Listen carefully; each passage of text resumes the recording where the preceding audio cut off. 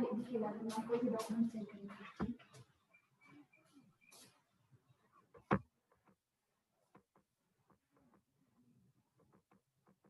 बेटा कल के लेक्चर में कोई डाउट है तो पूछ। क्लियर था आपको? क्लियर है आपके पास आज? पर ले लेना। मेरे पास बुक है वैसे, उसके भी साथ नहीं नहीं, यस डायरेक्ट।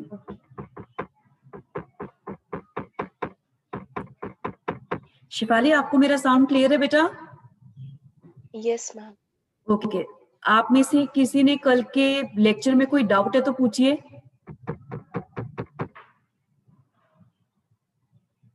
कल के लेक्चर में कोई डाउट है तो पूछिए।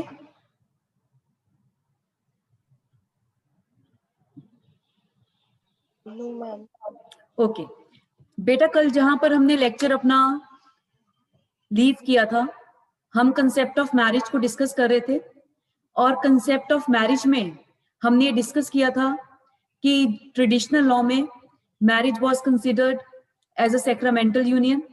उसके बाद जब कोडिफिकेशन हुआ तो हम जो मैरिज के प्राइमरली जो 3 करेक्टरिस्टिक्स थे वो अफेक्ट हुए।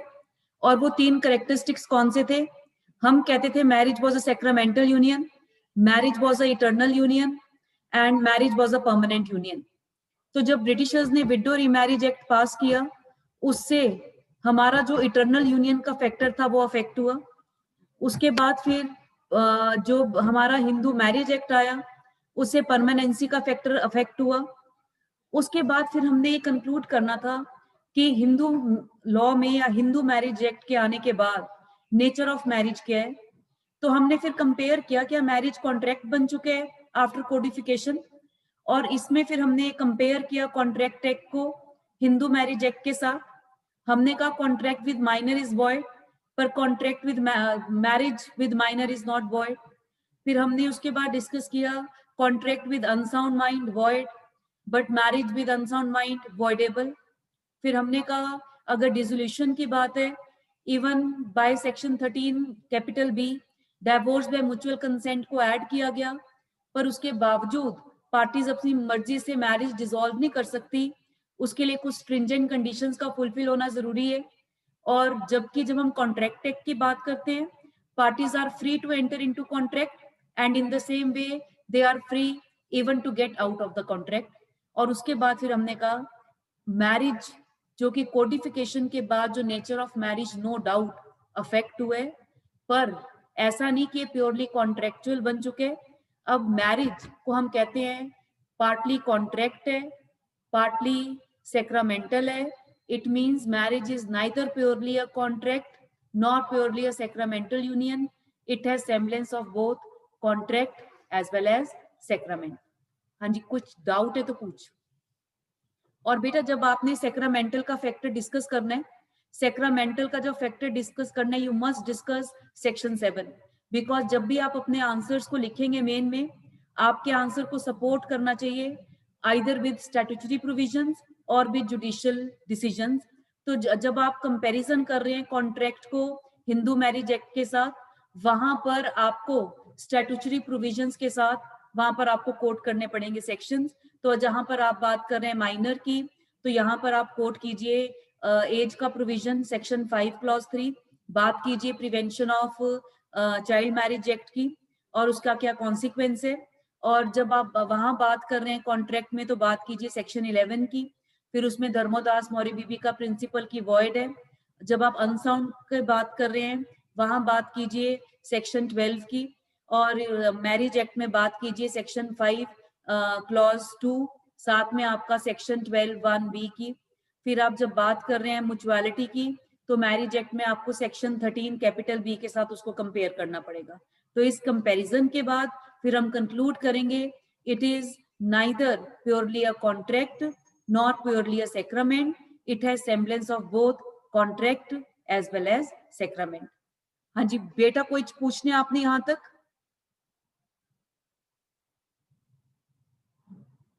जो अभी तक हमने डिस्कशन की है, that is not for the purpose of determining the question of nature of marriage. उसको अभी हम सेपरेटली फिर से डील करेंगे।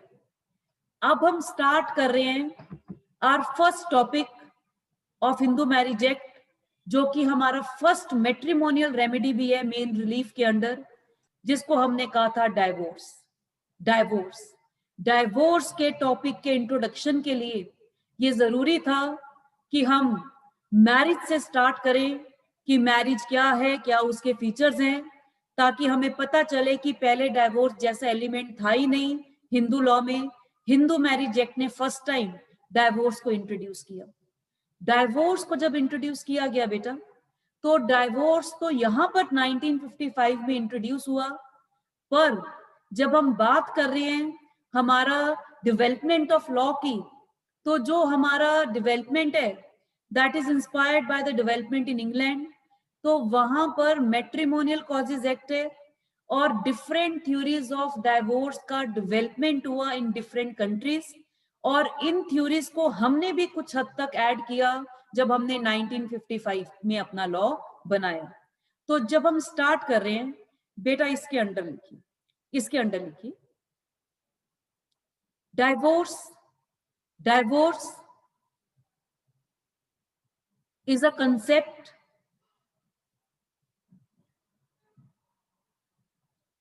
totally alien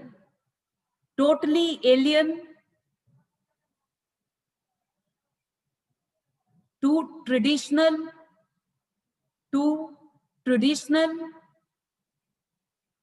concept of marriage. Totally alien to traditional concept of marriage.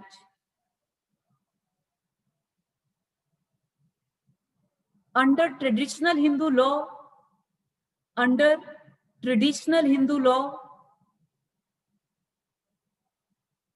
marriage was considered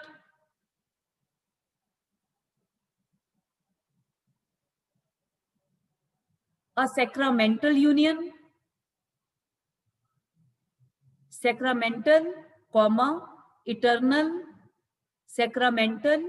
eternal, and permanent union.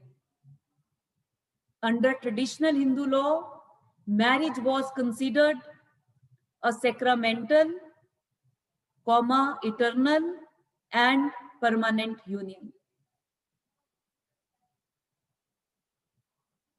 The factor of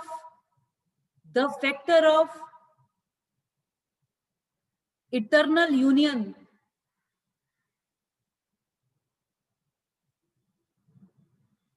was affected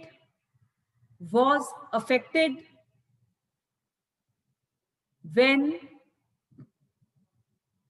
Widow Remarriage Act came into force.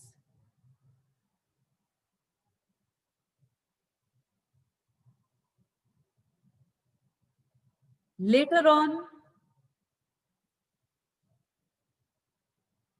Hindu Marriage Act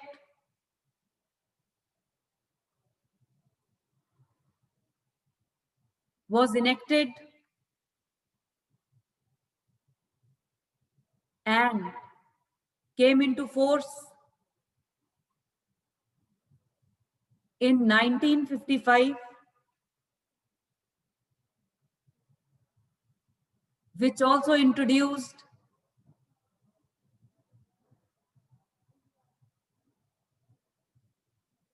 the concept of divorce.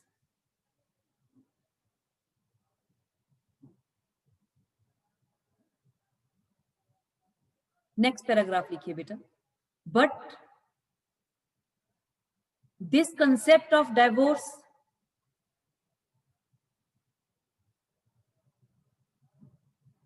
has been developed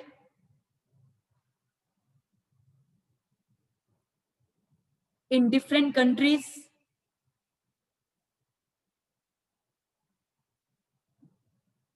through different theories.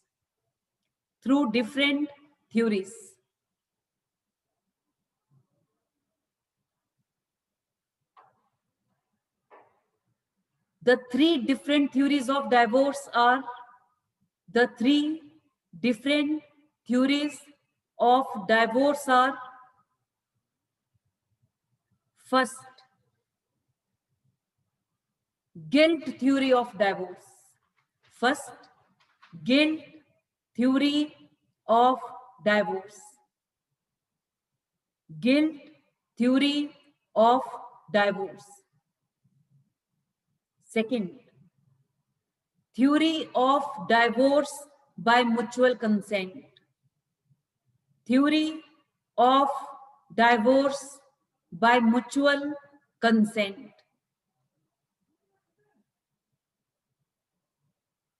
Theory of divorce by mutual consent. Third लिखिए, that is the latest theory. Theory of irretrievable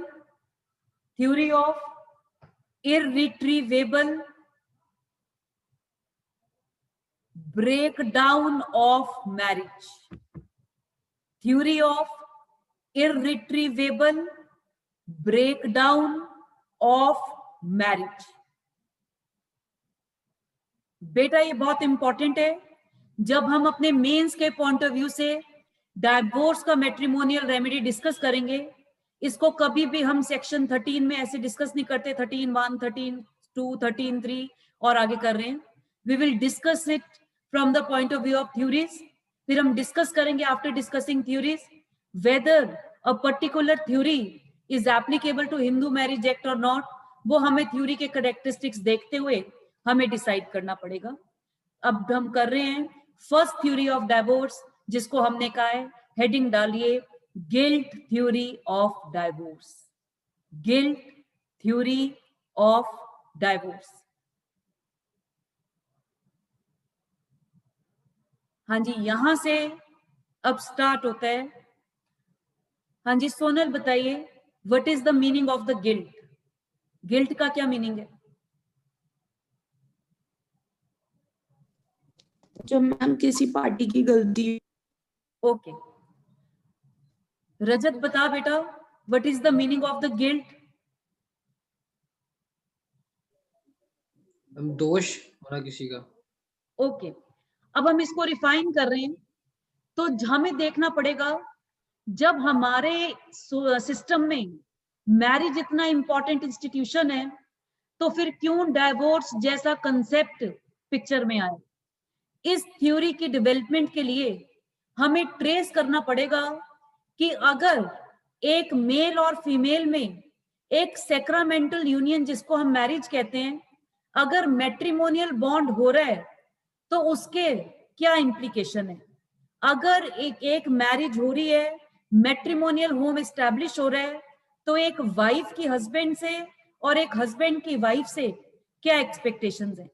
हाँ जी बता बेटा सपना, अगर marriage होती है तो उसके क्या इंप्लीकेशंस होते हैं?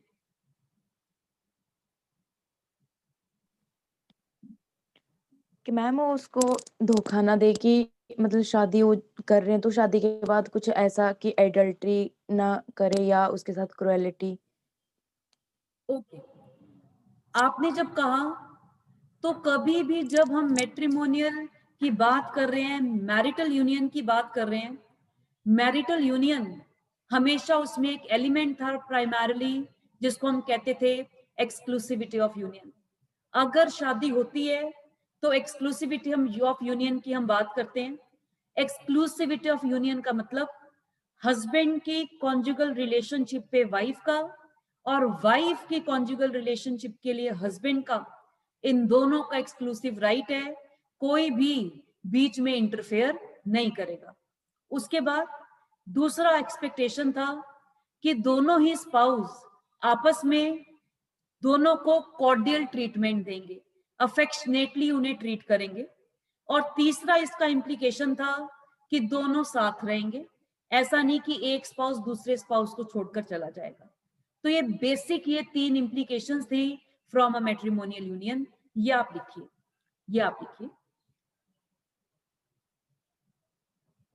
A marital union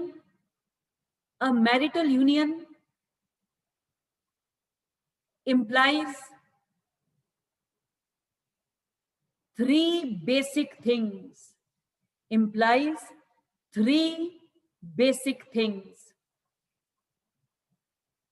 First, both the spouses will treat each other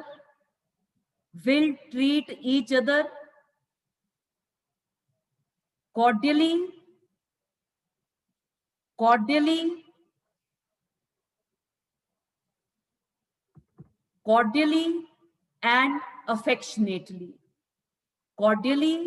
and affectionately.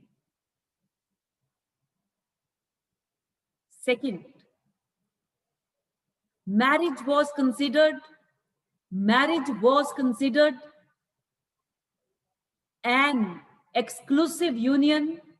Marriage was considered an exclusive union between husband and wife.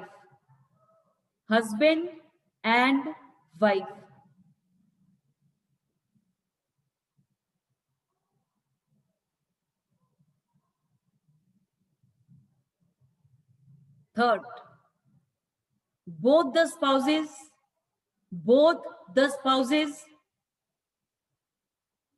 will live, L-I-V, will live with each other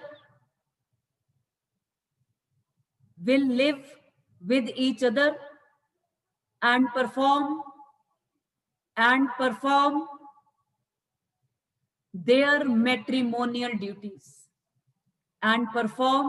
their matrimonial duties.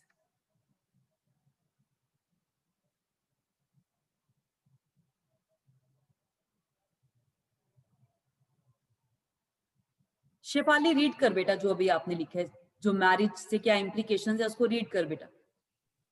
Yes, ma'am. A marital union implies three basic things. First, both the spouses will treat each other cordially and affectionately. Second, marriage was considered an exclusive union between husband and wife. Third, both the spouses will live with each other and perform their matrimonial duties. अब बेटा जब divorce का concept recognise नहीं हुआ था तो problem क्या आई?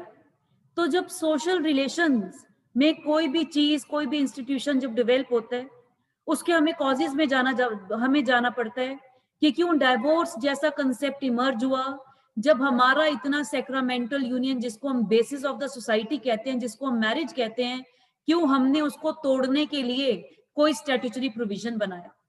और इसका रीजन था, अगर इन तीनों इम्प्लीकेशंस में से कोई एक स्पाउस गलत कर रहा है, फॉर एग्जाम्पल किसी एक स्पाउस ने एडल्ट्री कमिट करा और एक्सक्लूसिविटी के फैक्टर को अफेक्ट कर दिया, किसी एक स्पाउस ने क्रुएल्टी से ट्रीट किया और उसका हार्मोनियस रिलेशनशिप का फैक्टर अफेक्ट कर दिया, या फिर कोई एक स्पाउस डिजर्ट कर गया, दूसरे स्पाउस को छोड़कर चला गया, डिजर्शन में चला गया और उसके साथ नहीं रहना चाहता, तो इन केसेस में जो एग्रीव्ड पार्टीज थी उनके पास कोई भी रेमेडी नहीं थी.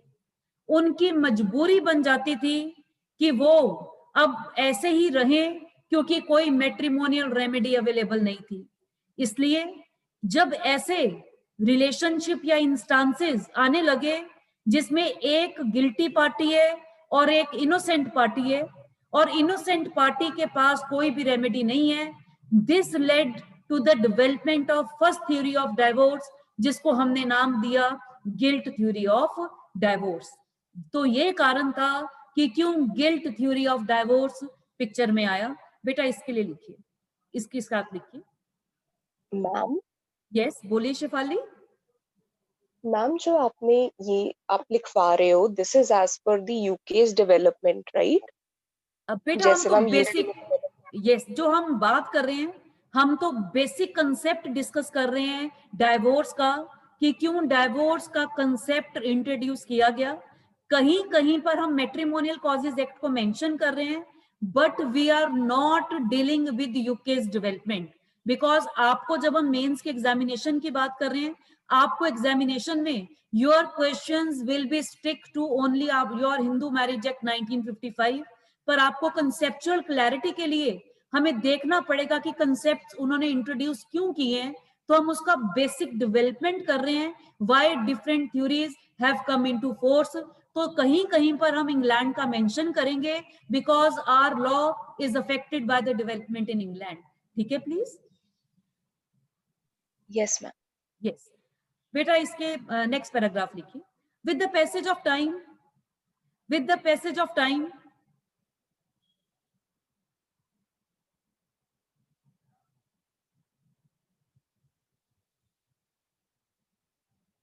a need was felt, a need was felt for the innocent spouse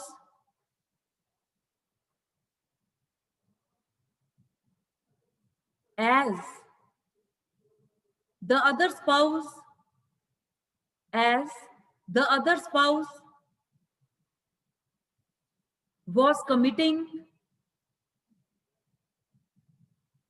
some matrimonial wrongs, some matrimonial wrongs,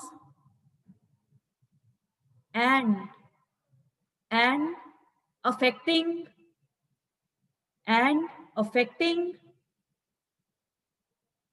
of the three basic implications of marriage, and affecting any of the three basic implications of marriage,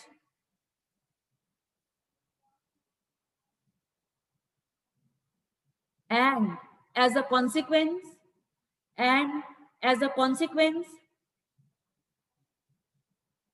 it dwindled, DWINDLED, it dwindled the very foundation of marriage. It dwindled the very foundation of marriage. For example, if one spouse commits adultery or treats other spouse with cruelty, or Ma'am, treats, please repeat कर दीजिए. कहां से Shifali? Ma'am, for example के बाद से. For example, if one spouse commits adultery or treats other spouse with cruelty or withdraws withdrawal होता है ना बेटा, withdraws छोड़ देना, withdraws from the society,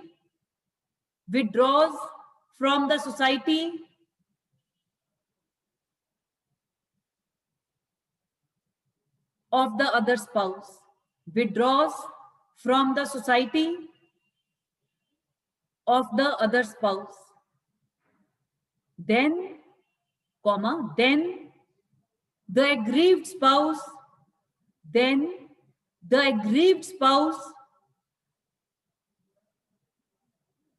was left with no remedy, and this led to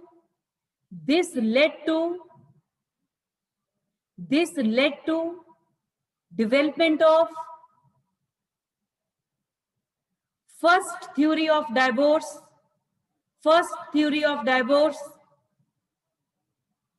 that is guilt theory of divorce,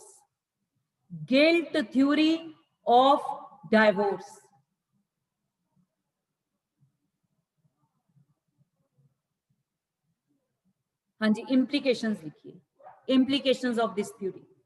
अगर हम guilt theory of divorce की बात कर रहे हैं तो इसकी क्या इम्प्लीकेशंस हैं? हाँ जी, अब आप मुझे बताइए कौन कौन से ग्राउंड्स को रिकॉग्नाइज किया गया इस थ्योरी के लिए? जो ये थ्योरी थी डाइवोर्स की, ये कब पार्टी को रेस्क्यू करेगी? जब वो एग्रीव्ड पार्टी है। कौन से ग्राउंड से बेटा? adultery, cruelty, desertion. यस, ये 3 ग्राउंड्स हैं। हाँ जी, संदीप बता बेटा, कौन से 3 ग्राउंड्स हैं जिनके बेसिस पर for guilt theory of divorce का डेवलपमेंट हुआ? हाँ जी, कौन से मैट्रिमोनियल रॉन्ग्स को रिकॉग्नाइज किया गया?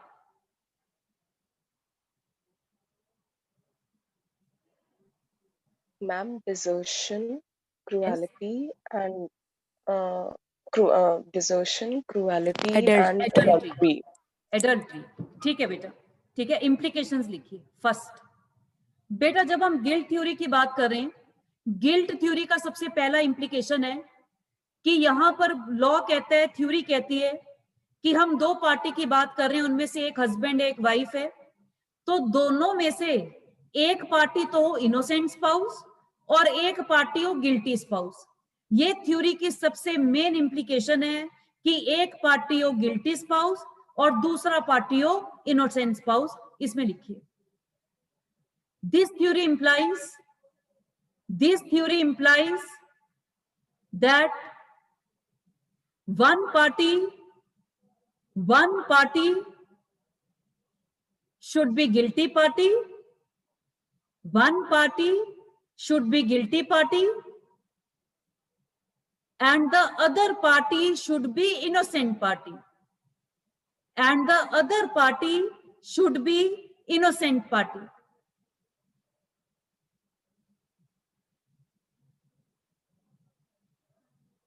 हाँ जी, किसको थ्योरी हेल्प आउट करेगी? ये तो कॉमन सेंस है बेटा।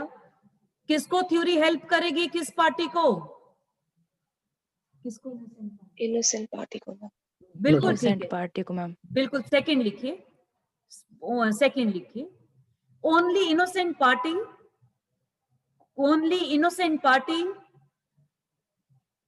can avail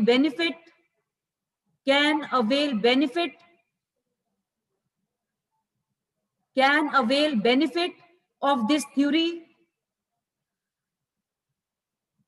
against the guilty party.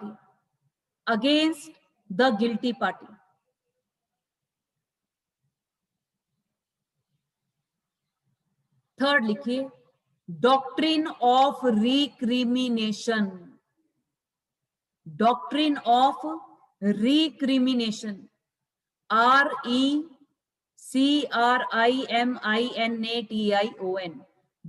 Of recrimination. बेटा, इसका मतलब है, अब हम देखते हैं मैट्रिमोनियल लॉ में, अगर एक पार्टी इनोसेंट है और एक पार्टी गिल्टी है, तो गिल्टी पार्टी के साथ इनोसेंट पार्टी का रहना मुश्किल हो जाता है बिकॉज ऑफ दैट गिल्ट, क्योंकि उसके साथ गलत हो रहा है। पर अगर दोनों ही पार्टीज गिल्टी हैं, तो उनका जो मैट्रिमोनियल रॉन्ग है वो कंडोन हो जाता है और इस थ्योरी का बेनिफिट पार्टी को नहीं मिलेगा।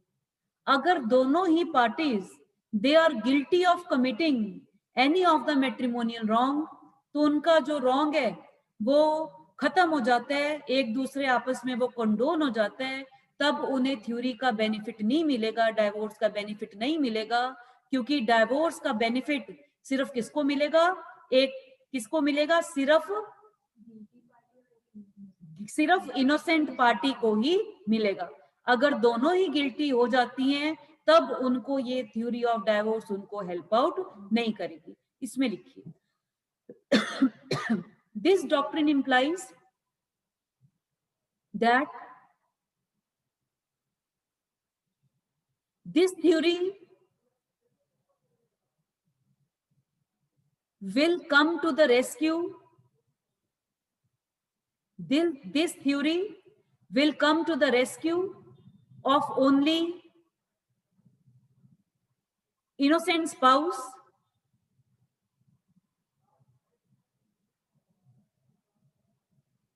full stop, where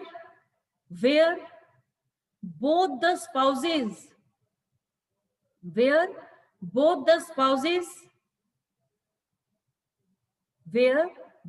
spouses are guilty where both the spouses are guilty of any of the matrimonial guilt, then both cannot avail benefit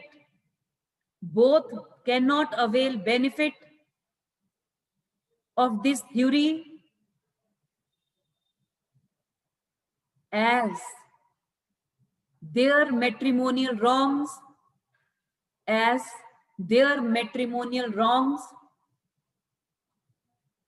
are condoned by their mutual wrongs.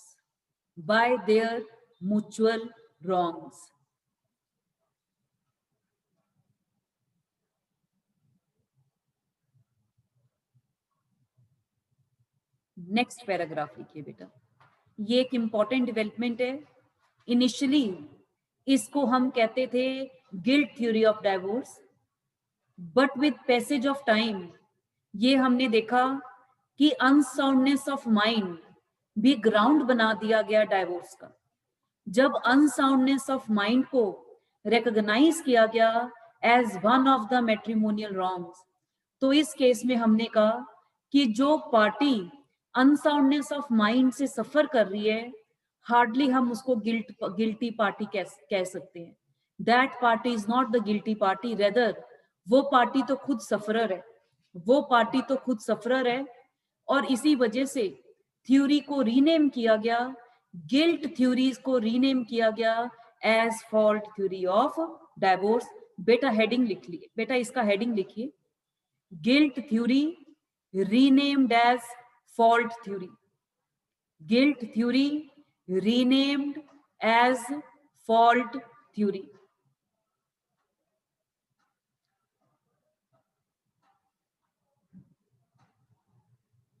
इसके अंदर लिखिए, in addition to above three mentioned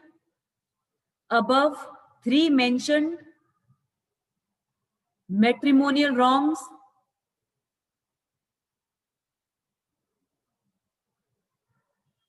that is adultery, cruelty,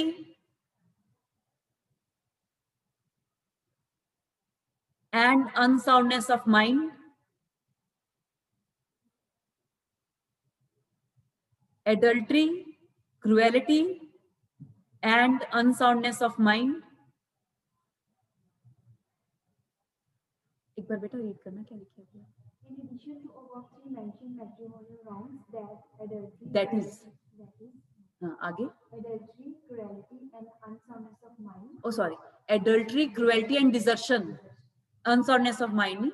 Adultery, cruelty, and desertion, comma. Unsoundness of mind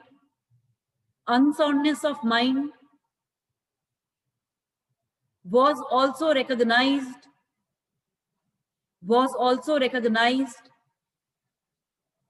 as one of the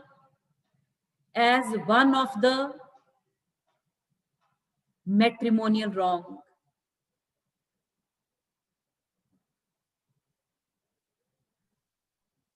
But it will not be right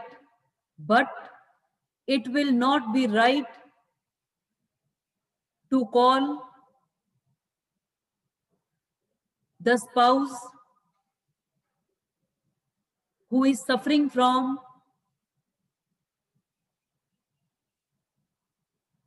unsoundness of mind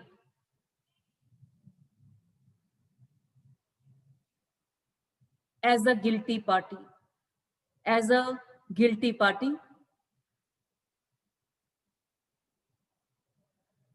Rather, that party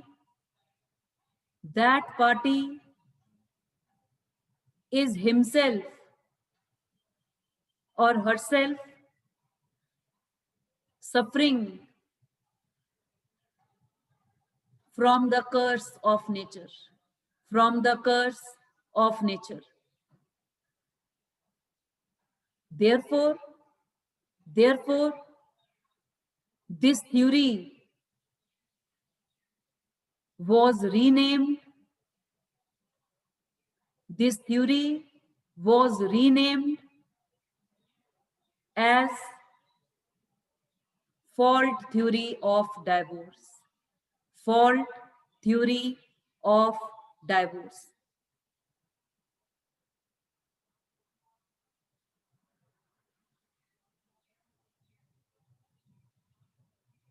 इसके बाद बेटा next आप question लिखिए. Is fault theory of divorce applicable to Hindu Marriage Act 1955? Is fault theory of divorce applicable to Hindu Marriage Act 1955?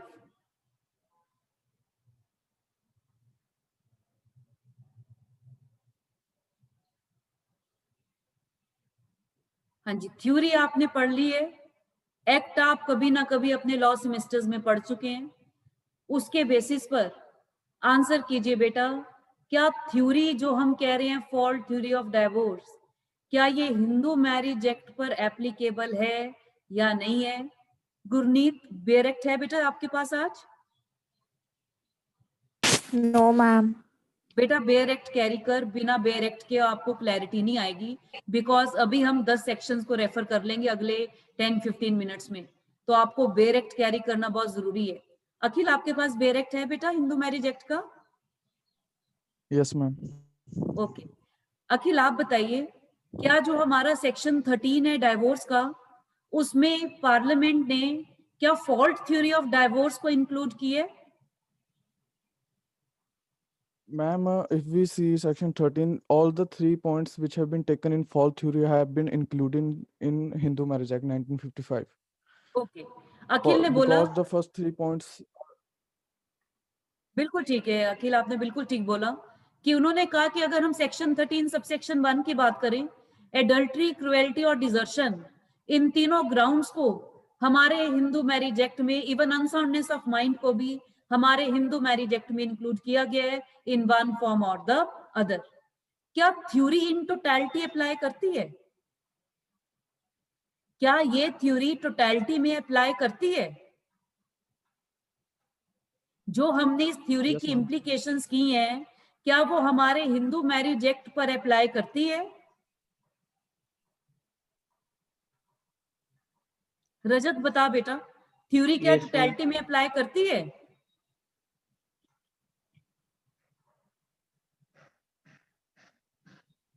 आप Yes. मुझे question का answer कीजिए. Husband ने कमिट की है एडल्ट्री और वाइफ उस पर कमिट कर रही है क्रुएलिटी, तो क्या वाइफ कोर्ट में नहीं जा सकती, पिटीशन फाइल नहीं कर सकती हस्बैंड के अगेंस्ट डाइवोर्स के लिए?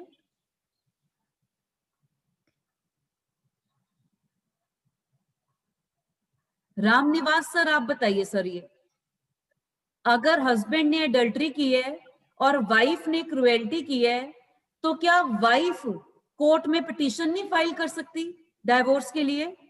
मैम कर सकती है. कोर्ट एंटरटेन कर लेगा? मैम नहीं करेगी. एंटरटेन करेगा मैम, ओके. एंटरटेन हमारे- करेगा मैम, लेकिन जजमेंट क्या आएगा उसका बाद में पता लगेगा. एंटरटेन करेगा जजमेंट तो मैम. बात की बात है सर, जजमेंट मिले ना मिले. हाँ सुल्तान कुछ कह रहे थे मैम आप? मैं बताऊं? मैम अगर हम गिल्ट थ्योरी के अकॉर्डिंग देखें तो दोनों ने ऑफेंस कमिट किया है. अच्छा, फिर वाइफ ने क्रुएल्टी कमिट की, उसने एडल्ट्री कमिट की है. मैम फिर- वैसे से मेरे अकॉर्डिंग तो मैम वो गिल्टी पार्टी दोनों के, तो इस बेस में ख्याल से गिल्ट थ्योरी के अकॉर्डिंग तो नहीं मिलेगा वो. बेटा आप गिल्ड, मैंने आपको पहले ही बताया है, आप थ्योरी भूल जाइए.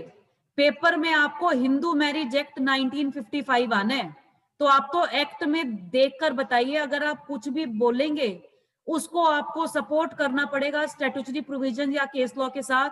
तो क्या एक्ट में कहीं लिखा है कि अगर दोनों पार्टी गिल्टी हैं तो उनकी पिटीशन नहीं एंटरटेन होगी? नहीं लिखा.